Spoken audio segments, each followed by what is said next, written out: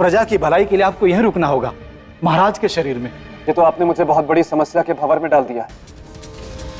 यदि मैं जाता हूं तो शक्तेश्वर फिर से मुक्त हो जाएगा, और यदि मैं रुकता हूं तो मेरा अंत हो जाएगा। कोई ऐसा मार्ग निकालिए जिससे किसी का भी अहित ना हो। अब तो एक ही मार्ग है कि शक्तेश्वर की आत्मा को सदा के लिए इस धरती से समाप्त कर दिया जाए। जो वश में नहीं आ रहा वो समाप्त कैसे होगा राजन? संभव है मंत्री जी, पर उसके लिए आपको मुझे उपाय बताना पड़ेगा। कोई ऐसी विधि जिसकी चर्चा महाराज ने कभी आपसे की? राजन, इस विषय पर पुरोहित जी ही कुछ बता पाएंगे। तो शीघ्र बुलवाइए उन्हें। मृत्यु के पश्चात भी इस राजपुरुष के चेहरे पर कितना तेज है। मुझे तो ये कोई युग पुरुष लगता है। ऋषिवर, भोर होने को है, हमें अंतिम यात्रा की तैयारी प्रारंभ कर देनी चाहिए। अवश्य। अरे राजा भोज कहाँ रह गए? जल्दी आइए, सूर्योदय होने में केवल कुछ ही पल शेष है। इधर सूर्योदय हुआ, उधर आपका शरीर जलकर राख हो जाएगा। क्या करूं क्या करूं? हाँ, एक काम करता हूँ, कुटिया को बाहर से बंद कर देता हूँ, ये ऋषिगण बाहर जा ही नहीं पाएंगे। बेताल, मैंने तुम्हें सिंहासन की रक्षा का अधिकार दिया था, किंतु तुम पथ से भटककर ऋषि मुनियों को सताने का प्रयत्न कर रहे हो। स्मरण रहे, यदि तुम पथ से भटके तो तुम पर कष्ट आएंगे। राजा भोज की परीक्षा में उनकी सहायता करने की चेष्टा करने के प्रयत्न पर तुम्हें दंड मिलेगा, जो अब से पूरे एक दिन तक रहेगा।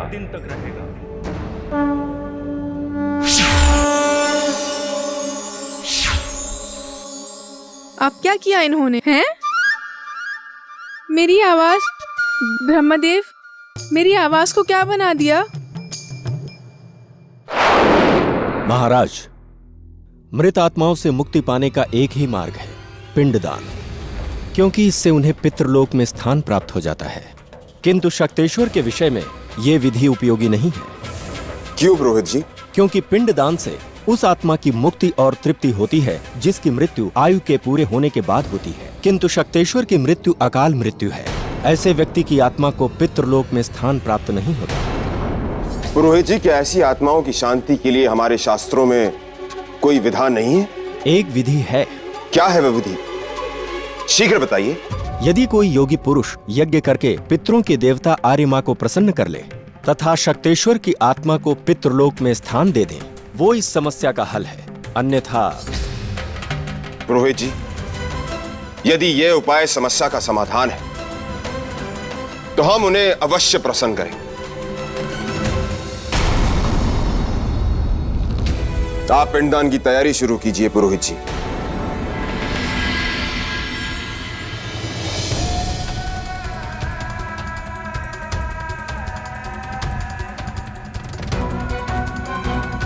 अब हमें शमशान भूमि के लिए प्रस्थान करना चाहिए। ओम कल्लवाडलम पितृ संतानम, ओम चतुर्दर्शानम, ओम भू पितृ संतानम, ओम भुआ पितृ संतानम। जल अर्पित कीजिए महाराज।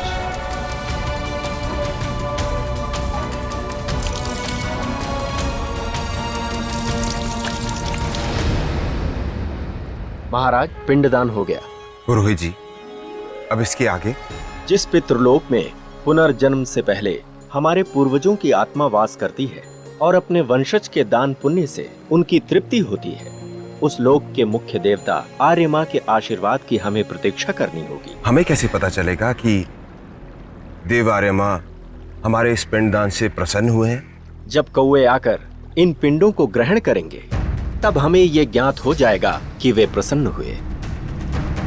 कौवे क्यों पुरोहित जी? क्योंकि कौवे पितृ के और उनका पिंड ग्रहण करना पितरों की तृप्ति का प्रतीक है, इसलिए उनका इन पिंडों को ग्रहण करना अनिवार्य है, जो ये प्रमाणित कर देगा कि देव आर्यमा इस विधान से प्रसन्न है। राम नाम सत्य है, राम नाम सत्य है, राम नाम सत्य है, राम नाम सत्य है।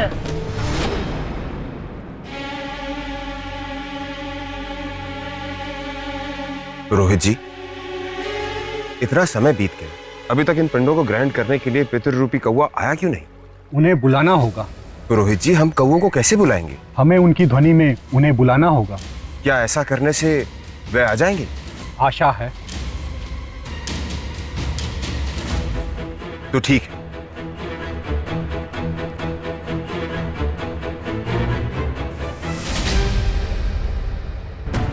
काव काव काव काव काव। राम नाम सत्य है, राम नाम सत्य है, राम नाम सत्य है। काव काव काव काव।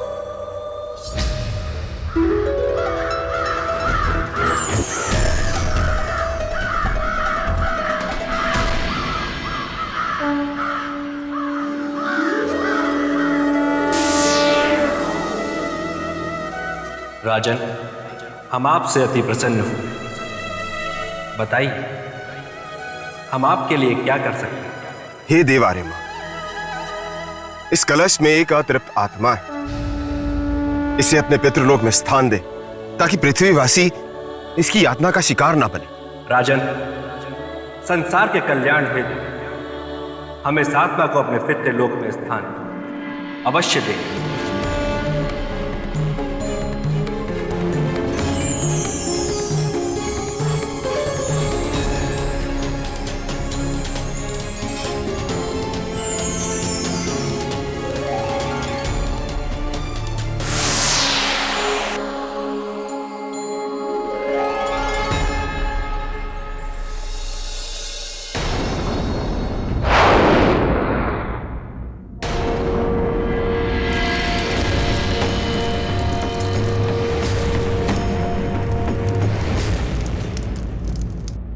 ये क्या अनर्थ होने जा रहा है? अगर राजा भोज का शरीर जल गया तो फिर उनकी आत्मा भटकती रहेगी और आत्मा शरीर से ज्यादा बलवान होती है। और फिर अगर कहीं वो जाकर मेरे मित्र के सिंहासन पर पालती मार कर बैठ गई तो मैं क्या करूँगा? राजा भोज, जल्दी आइए, अरे मरने से पहले आ जाइए।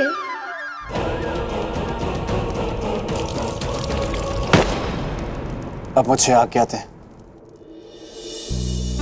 राजन, ये राज्य सदा आपका आभारी रहेगा। इसमें आभार कैसा मंत्री जी? मैंने तो बस एक राजा का कर्तव्य निभाया है और प्रजा की रक्षा करना तो एक राजा का परम धर्म होता है। अब मुझे विदा दें।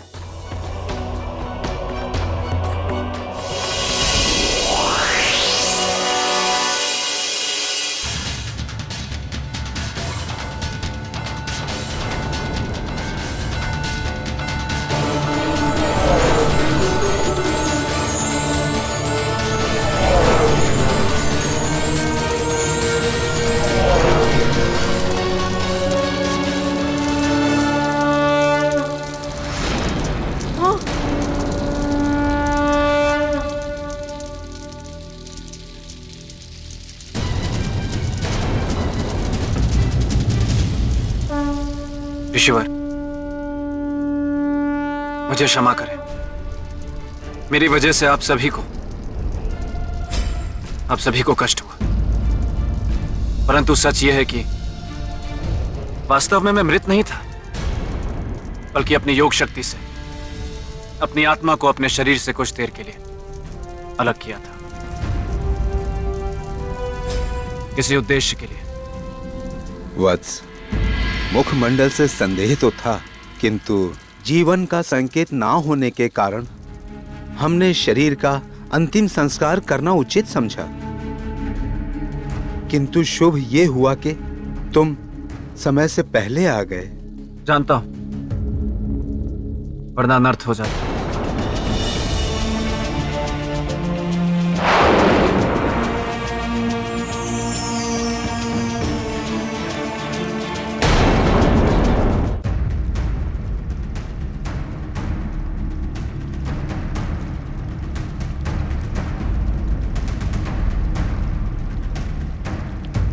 कैसे है राजन?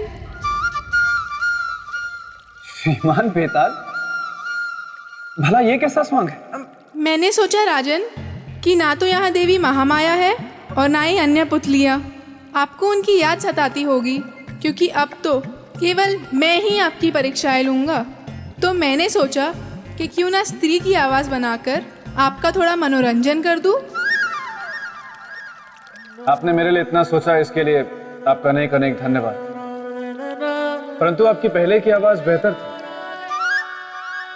अब इसको कैसे समझाओ कि पूरा एक दिन मेरी आवाज़ ऐसे ही रहने वाली है। राजन, आप ये बताइए कि श्रीमान बेताल, रुकावट के लिए मैं आपसे क्षमा चाहता हूँ, किंतु मैं आपसे ये पूछना चाहता हूँ कि मैं योग शक्ति की परीक्षा में सफल हुआ या असफल? आपको क्या लगा राजन कि आपने कद्दू में तीर मार दिया? माफ कीजिएगा राजन, लेकिन मैं आपको सिंहासन की अगली सीढ़ी चढ़ने नहीं दे सकता, क्योंकि आप मेरी परीक्षा में, यदि तुम पद से भटके तो तुम पर कष्ट आएंगे। आपकी परीक्षा में सफल तो नहीं हुए, लेकिन क्या करूं, मेरा हृदय बहुत दयालु है। इसलिए चलिए चढ़ जाइए 5वीं सीढ़ी। धन्यवाद श्रीमान बेताल, अनेक अनेक धन्यवाद।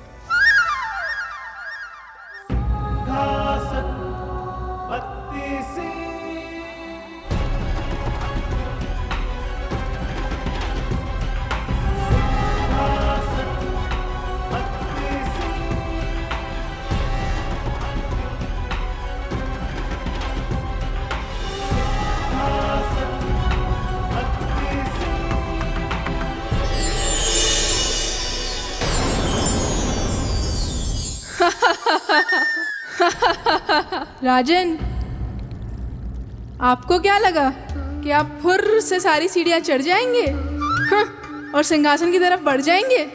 नहीं राजन नहीं, मैं हूं बेताल, जो गलने नहीं देगा आपकी दाल। अगर आपको सिंहासन की तरफ बढ़ना है तो पहले आपको परोपकार की परीक्षा देनी पड़ेगी। परोपकार की परीक्षा? परंतु त्याग की परीक्षा तो मैं दे चुका हूं, फिर ये परोपकार की परीक्षा क्या? राजन, या तो आप भोले हैं या भोलेपन का नाटक करते हैं। इतने ज्ञानी बनते हैं, आपको इतना भी नहीं पता कि त्याग स्वयं के लिए किया जाता है, लेकिन परोपकार केवल दूसरों के लिए ही किया जाता है।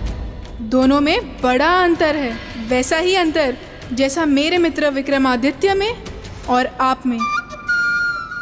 एक राई और दूसरा पर्वत, एक साधारण पानी और दूसरा शरबत।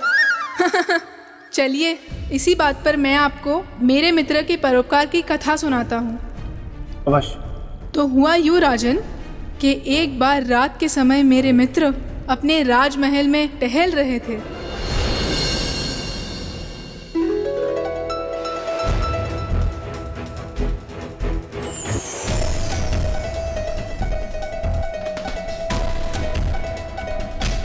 हर घर में प्रकाश फैलाने वाली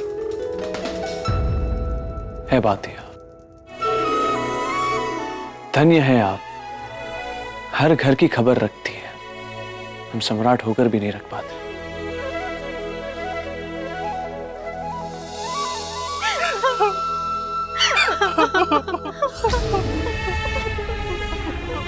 ये क्या? ये तो बातिया रो क्यों रही? क्या दुख है इन्हें?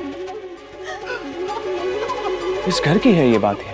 लगता है जिस घर की है उस पे या तो कोई विपत्ति है या फिर कोई विपदा आने वाली है। हमें पता लगाना होगा कि ये रो क्यों रही।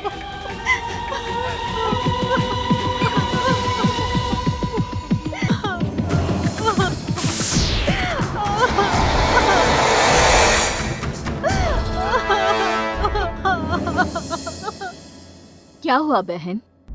मेरा दुख ये है कि जिस घर में मैं जलती हूँ, कल से उस घर में जलाने वाला कोई नहीं रहेगा। क्यों बहन? क्योंकि मेरे घर में केवल 2 जन हैं, एक अंधी माँ और उनका इकलौता बेटा, बस। 2 जन तो है, फिर क्यों रोती हो? क्योंकि कल से 2 जन नहीं रहेंगे, कल उसके बेटे की मृत्यु हो जाएगी। और बहन, मेरा दुख ये है कि मेरे राजा ने बिना कारण जाने उस घर के बेटे को मारने का आदेश दिया है।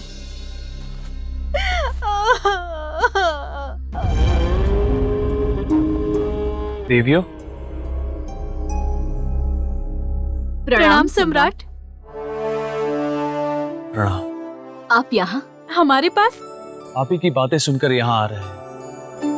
क्या आप हमें बता सकती कि वो युवक कौन है जिसकी मृत्यु होने वाली है, और कौन है जो उसे मृत्यु दे रहा है? आप जानकर क्या करेंगे सम्राट? गरीबों पे सदा अमीरों का अत्याचार और अन्याय होता रहा है। कल मरने वाला गरीब अभागा युवक जिसके भाग्य के साथ मेरा भाग्य भी जुड़ा हुआ है, कल उधर वो समाप्त होगा और इधर मैं समाप्त हो जाऊंगी, और अपने घर में मैं कभी नहीं जलूंगी। पर मैं तो जलूंगी और रोशनी भी फैलाऊंगी, किंतु उस दुख के साथ कि जिस राज्य में मैं जल रही हूँ, उस राजा ने एक निर्दोष की हत्या कर कर अन्याय किया है। हम वचन देते हैं कि अन्याय नहीं होने देंगे हम। कृपया आप हमें उस युवक का नाम बता दीजिए जिसकी मृत्यु होने वाली है, और उस राजा का नाम जो ये अन्याय करने जा रहा है। उस युवक का नाम है नामदेव, और वो राजा है भद्रपुर के राजा रुद्र प्रताप। रुद्र प्रताप। देवियों, परंतु हमें यह तो बताए कि क्षमा करें सम्राट, हम इससे अधिक आपको कुछ नहीं बता सकते। इसका मतलब है कि आगे की विस्तृत जानकारी हमें वारामिहिर जी ही दे सकते हैं।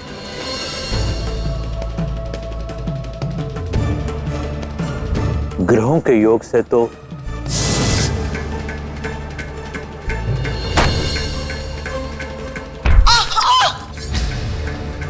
ये कैसी आवाज? माँ, माँ, माँ, चोट तो नहीं आई माँ? नहीं बेटा, ठीक हो। माँ, तुमसे कितनी बार बोला पानी चाहिए तो मुझे बुला लिया करो। बेटा, हर बात के लिए मैं कहा तुझे बार बार बुलाओ। जब तक मैं जिंदा हूँ सारे काम मैं ही करूंगा, तुम बस आराम करो।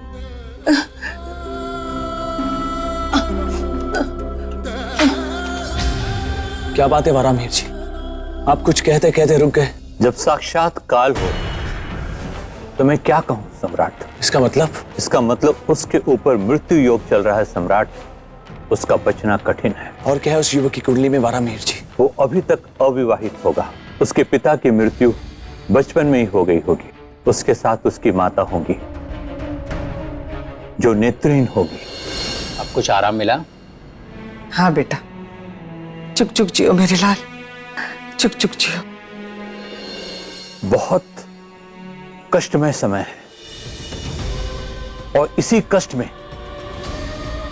उस लड़के की मृत्यु हो जाएगी। तत्पश्चात उसकी माता, उसकी भी मृत्यु हो जाएगी। इसका अर्थ है कि एक ही घर में दो दो मृत्यु हम ऐसा नहीं होने देंगे वारामिहिर जी। अब तो ईश्वर मेरी एक अंतिम इच्छा पूरी कर दे बस। वो क्या माँ? कि जब मैं प्राण त्याग दूं तो तू मेरे पास रहे। जा माँ, मैं तुझसे बात नहीं करता। हर समय मुझे छोड़ के जाने की बात करती है। अरे बेटा, गुस्सा हो गया ना बेटा। आ बैठ, मेरे पास बैठ, बैठ। वारामिहिर जी, हमें ये बताइए कि काल के आने की दिशा क्या होगी? सम्राट, आप अटल को रोकना चाहते हैं? नहीं, मृत्यु के रूप में अन्याय और धर्म को रोकेंगे।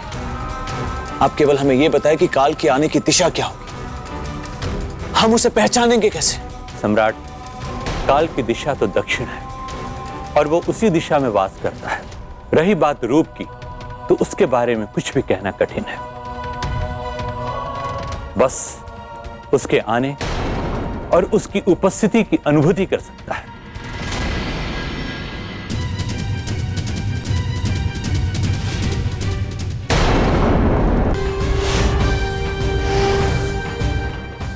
देखा राजन, देखा आपने कितने परोपकारी थे मेरे मित्र विक्रमादित्य। उन्हें क्या लेना देना कोई जिए या मरे, लेकिन नहीं, परोपकारी जो ठहरे, इसीलिए पराई आग में कूद पड़े और निश्चय कर लिया और वो नामदेव को पचाकर ही रहेंगे और निकलने की तैयारी कर ली।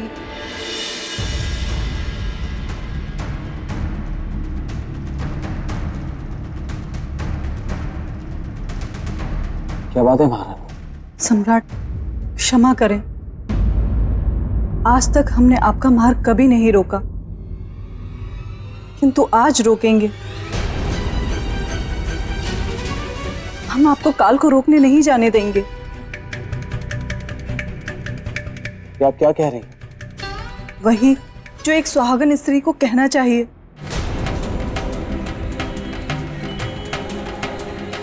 हम आपकी भावनाओं को समझ सकते हैं महारानी जी, आपके प्रेम का सम्मान करते हैं, परंतु काल को रोकना आवश्यक है। यदि नहीं रोका तो एक निर्दोष युवक ही नहीं मरेगा, परंतु उसके साथ उसकी अंधी मां की भी मृत्यु हो जाएगी, जिसकी सारी कामना अपने पुत्र के साथ जुड़ी हुई। किंतु आप पर कोई संकट आए, हम ये भी तो सहन नहीं कर सकते सम्राट। हमारे साथ जो होगा जो नहीं होगा ये भविष्य की बात है, परंतु मां और बेटे के साथ जो हो रहा है वो वर्तमान में हो रहा है, और वर्तमान को सुधारना हमारे लिए अधिक आवश्यक है। अब आप ही बताइए महाराज, हम क्या करें? आप ही निर्णय लीजिए। हमारी शुभकामनाएं आपके साथ हैं।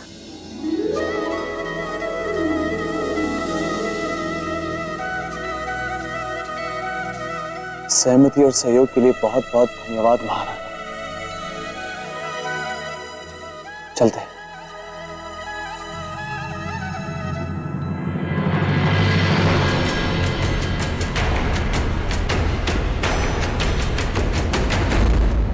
हम भी चाहते हैं कि आपके हाथों उस निर्दोष युवक की जान बचे,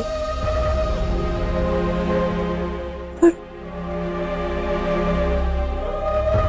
साथ ही साथ हम ये भी चाहते हैं कि हमारे साथ कुछ अप्रिय ना घटे।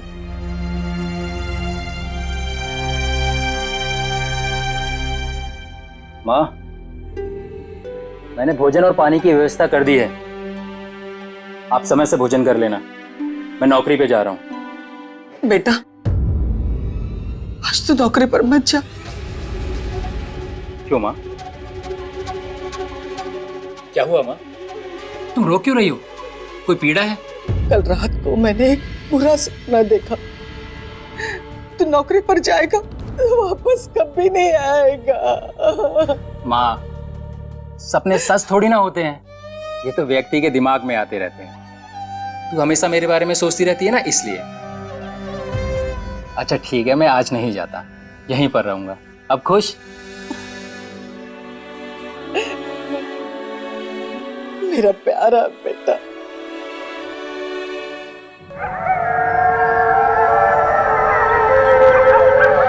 ये क्या? दिन में सियार के रोने की आवाज।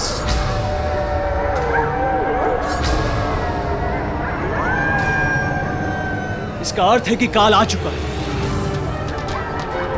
क्योंकि कुत्ते और सियार काल की अनुभूति पाकर ही रोते हैं।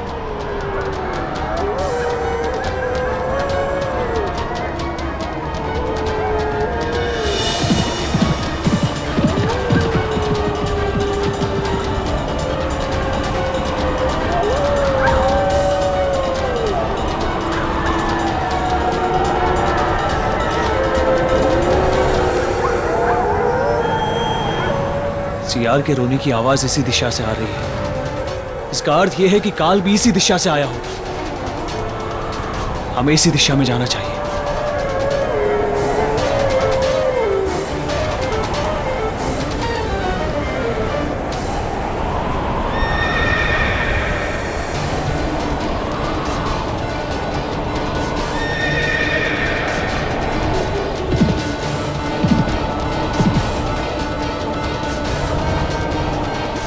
काल,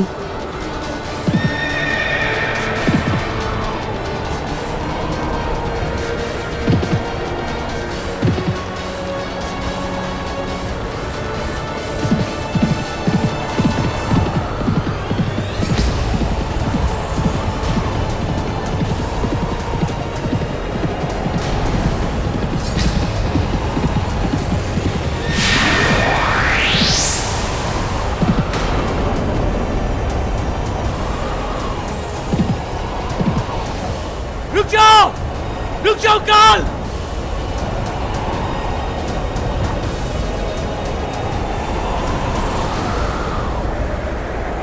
ये क्या? काल के शरीर का तो केवल भ्रम हुआ। हम तो उसे छू भी नहीं पाए। वो आया और तेजी से चला गया। क्या हुआ राजा भोज? इतनी हैरानी किस बात पर? बेताल, मुझे हैरानी इस बात की है कि काल सम्राट विक्रमादित्य के सामने से निकल गया और सम्राट विक्रमादित्य उसे रोक भी नहीं पाए। हाँ, आप होते तो उसे चुटकी बजाकर रोक लेते या पकड़ लेते। राजन, वो काल था काल। काल का ना कोई रूप होता है और ना कोई स्वरूप। वो होता है हवा, और हवा को कोई कैसे पकड़ सकता है? अगर सम्राट विक्रमादित्य काल को पकड़ ही नहीं पाए तो नामदेव की रक्षा कैसे की होगी उन्होंने बेटा?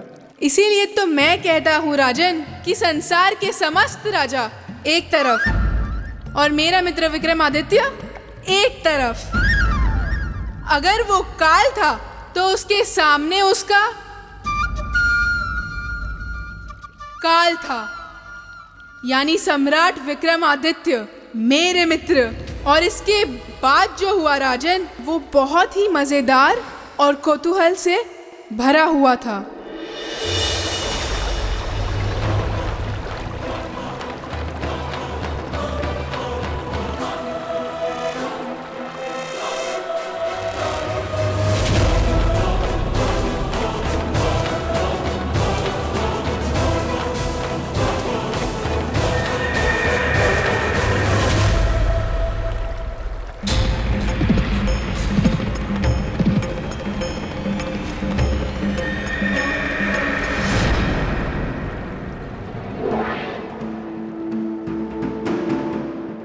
ये संसार में विराजमान पंचतत्व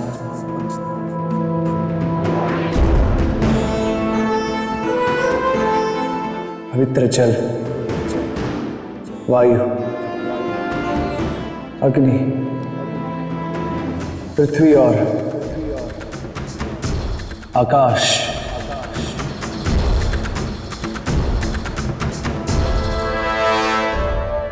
यदि हमने अपने जीवन में सदा ही सच्चे अर्थों में और सच्चे मन से मानवता की सेवा की है और इस जगत के कल्याण के लिए अपना जीवन अर्पित किया हो, तो हमारी सहायता कीजिए। और अभी इसी क्षण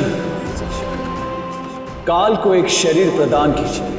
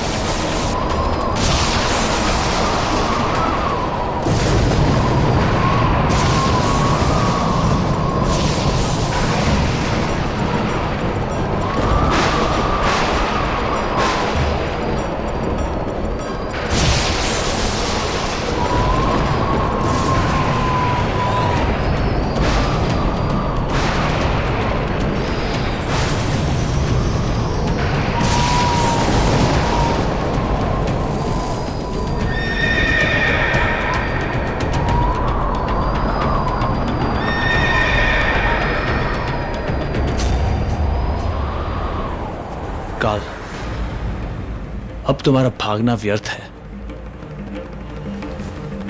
क्योंकि हमने तुमने शरीरधारी बना दिया है। अब हम तुम्हें छू भी सकते हैं और रोक भी सकते हैं। हम किसी निर्दोष की मृत्यु नहीं होने देंगे, कभी नहीं।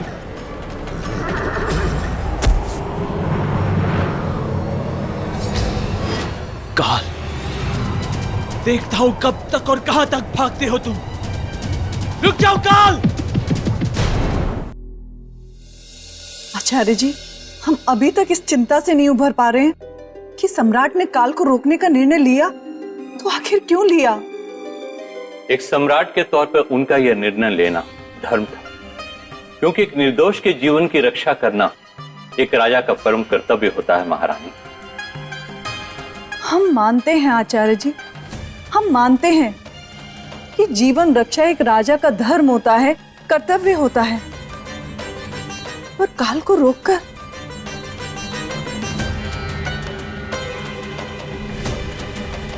सच कहें तो इस बार सम्राट ने हमें शुभ और अशुभ के दो पार्टों के बीच पिसने को छोड़ दिया है।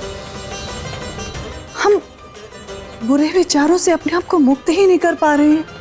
आपकी आशंका निराधार नहीं है महारानी, क्योंकि काल को रोकना कभी भी शुभ हो ही नहीं सकता, और यदि उसे अपने तेज से रोका गया तो रोकने वाले के जीवन चक्र में प्रवेश कर सकता है। अर्थात उस रोकने वाले को भी काल के नियमों और सिद्धांतों का पालन करना होगा। आपका संकेत हम समझ गए आचार्य श्री। महारानी, मैंने ये जो कहा ये मेरा संकेत नहीं, संदेह था, और संदेह कभी सत्य का चोला नहीं पहनता। महाराज, आप निश्चिंत रहिए, सम्राट को कुछ नहीं होगा। उनका तेज, उनकी शक्ति काल पर भी विजय प्राप्त करेगी। हमें विश्वास है कि सम्राट काल को अवश्य जीत लेंगे, किंतु फिर भी एक बार सम्राट की कुंडली देखकर आप हमें उनका भविष्य बताएं, अभी और इसी क्षण।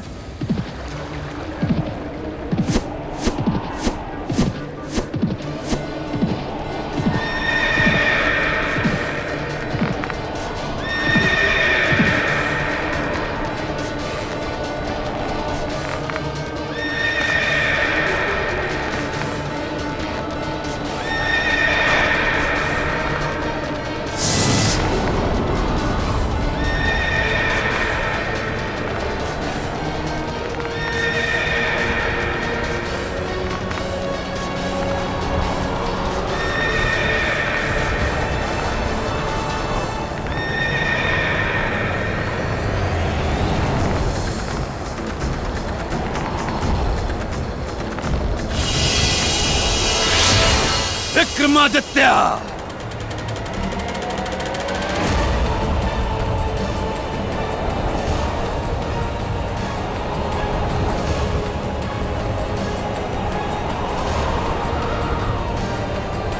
तुम्हारा ये दुस्साहस, तूने काल को रोकने की कोशिश की,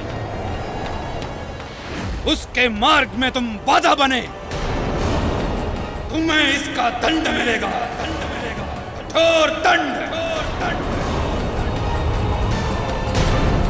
तो राजन, अगर आप मेरे मित्र की जगह होते तो क्या काल को ऐसे पकड़ सकते थे? नहीं नहीं नहीं नहीं, उत्तर मत दीजिएगा, उत्तर मत दीजिएगा, क्योंकि मेरा ये प्रश्न ही गलत है। आप मेरे मित्र की जगह कैसे हो सकते? हो ही नहीं सकते। कहाँ बूंद और कहाँ सागर, कहाँ मिट्टी का दिया और कहाँ सोने की गागर। सही कहा आपने बेटा। सम्राट विक्रमादित्य से बराबरी का तो मैं सोच भी नहीं सकता। वाह वाह वाह वाह वाह वाह राजा भोज, वाह। मेरे मित्र से बराबरी के बारे में नहीं सोच सकते, लेकिन उनके सिंहासन को प्राप्त करने के बारे में दिन रात सोचते रहते हैं। बल्कि मुझे तो लगता है आप सोचते ही सिर्फ यही है। श्रीमान बेटा, मैंने आपसे पहले भी कहा था कि इस सिंहासन को मैं अपनी प्रजा के हित के लिए प्राप्त करना चाहता हूँ। इसलिए आप कृपया करके मुझे सम्राट विक्रमादित्य की परोपकार की कथा सुनाएं, ताकि मैं उससे प्रेरणा लेकर इस सिंहासन को प्राप्त कर सकूं। तो ठीक है, सुनिए। मेरा मित्र था काल के सामने और महारानी थी वराह मिहिर जी के सामने। आचार्य जी, देख ली आपने सम्राट की कुंडली? महारानी, मेरा ऐसा मत है कि अनावश्यक कुंडली नहीं देखनी चाहिए। कुंडली देखने का अर्थ है काल की गणना, और काल की गणना शुभ हो या अशुभ, आप बस सम्राट की कुंडली देखिए, ये हमारा आदेश है। जी महारानी।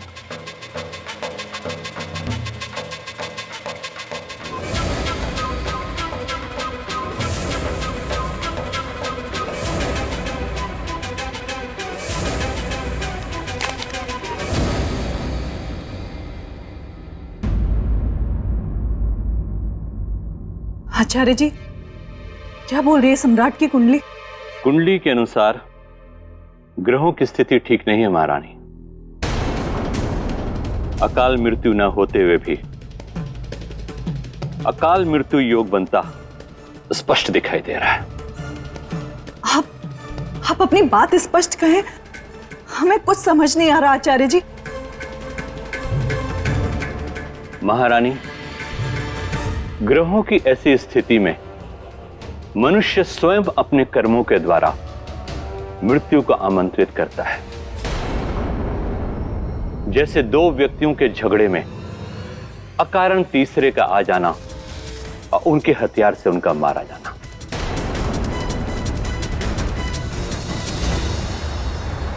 नहीं काल, नहीं, हमारे जीवित तुम उस निर्दोष मनुष्य की मृत्यु नहीं कर सकते, कभी नहीं। विक्रमादित्य, हट जाओ मेरे मार्ग से और जाने दो मुझे। इसके आगे हम तुम्हें नहीं जाने देंगे, किसी भी परिस्थिति में नहीं। विक्रमादित्य, तू मेरा मार्ग रोककर विधि के विधान में बाधा डाल रहा है। मान ले मेरी बात और जाने दे मुझे। परोपकार के हट में तू अपनी अकाल मृत्यु बुला रहा है। मृत्यु का भय नहीं है हमें। ओ, तो तू मरना चाहता है? मरने की चिंता नहीं है हमें काल, परंतु उस निर्दोष मनुष्य को, उसे कभी नहीं मरने देंगे। वो अपनी अंधी मां का सहारा है, अपने घर का दीपक है। हम उस घर को दुखों के अंधेरों में कभी नहीं डूबने देंगे, यह हमारा संकल्प है। तू अब मेरे क्रोध के कुएं में डूबेगा। तुम्हारी ये परोपकार की इच्छा ही तुम्हारा काल बनेगी। हट जाओ। काल,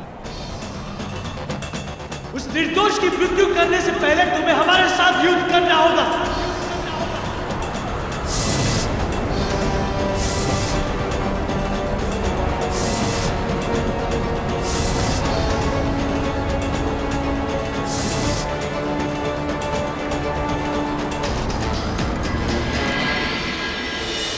श्रीमान बेताल, यह संसार की सबसे रोचक और अभूतपूर्व घटना थी जब सम्राट और काल आमने सामने। फिर आगे क्या? फिर वो दोनों सो गए। सो गए?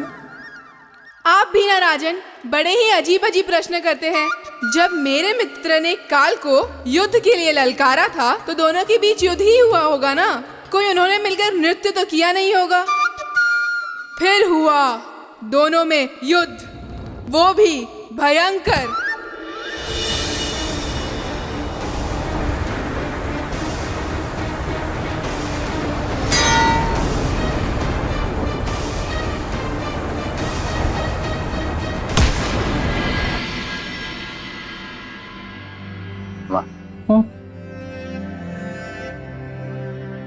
बेटा, मेरा पेट भर गया। अच्छा माँ, अब तुम आराम करो, मैं चलूंगा।